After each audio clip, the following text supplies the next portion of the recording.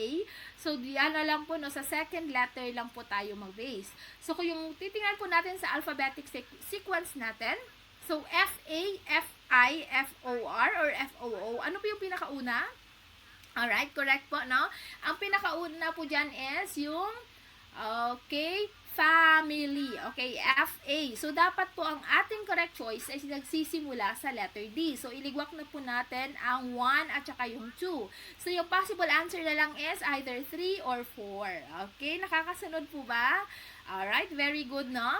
So, tingnan po natin, ano po yung magiging last dapat? It's letter C. Bakit letter C? Kasi po, no? So, kung titingnan po natin FOO and FOR, no? So, OPQR. Meaning to say, mas huli yung R compare sa O. So, dapat nagsisimula sa D, tumpak. Okay, tumpak siya.